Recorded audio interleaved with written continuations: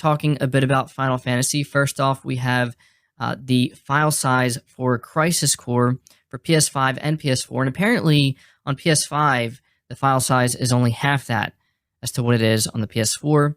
Coming from Push Square, it says it doesn't always make a noticeable difference, but when the PS5's touted file compression tech comes into play like this, it's well worth pointing out. As reported by the ever-reliable PlayStation Game Size on Twitter, the file size for Crisis Core Final Fantasy VII Reunion is actually halved on Sony's current-gen console when compared to the PS4 version. The remastered action RPG is a fairly hefty 40.5 gigabytes on PS4, but it's cut down to a much more manageable 21 gigabytes on PS5. That's a pretty impressive drop-off, even if we're talking about what is essentially an overhauled PSP game. To be fair, though, it is one heck of an overhaul. We've been playing through Reunion for preview purposes, and the much improved visuals are a worthy talking point. So it sounds like this remaster is impressing, at least Push Square, but this is something that I thought was worth pointing out. It's always cool to kind of see when the PS5's cracking compression technology does come into play, and we've talked about this, I think, quite a few times since the PS5 launched, and this is certainly not the first time we've seen a file size just cut completely in half. So there we go. Let me know if you're planning on picking that up. But the final topic we are discussing is Final Fantasy XVI, and we have some potentially exciting news. First of all, the game has officially been rated in Brazil, and the reason why we want to point this out is because when games get rated, especially this close to some upcoming events, it's a good sign that we're going to be hearing more about the game, specifically a release date or a release time frame. And we did hear, I believe, not too long ago that, Square Enix was looking to maybe give us the release date in December, so everybody's thinking, maybe the Game Awards is where it's going to show up.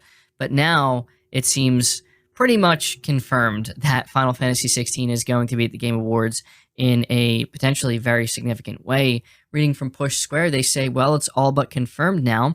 Final Fantasy XVI is almost certainly going to be a headline act at the Game Awards next week. The fast-approaching event has confirmed that celebrated director Naoki Yoshida will be a guest host during the show, where he will present a very special live presentation. Rumors of Final Fantasy XVI getting a release date at Jeff Keighley's annual show has been doing the rounds for weeks now, and it's fair to assume that it's probably happening. After all, a date announcement would give Square Enix around 6 months of room for marketing, and the RPG is currently targeting a 2023 summer window.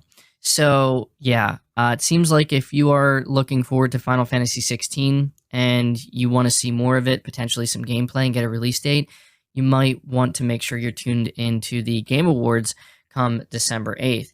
Now, one thing we know is that Final Fantasy XVI is going to be a huge title for the PlayStation 5 next year, so this could be the big game that shows up at the Game Awards for Sony and for PS5. Obviously, many of us, I think, are going into the Game Awards hoping that we get something brand new from PlayStation, and I don't want to get anybody's hopes up and tell anybody to expect anything.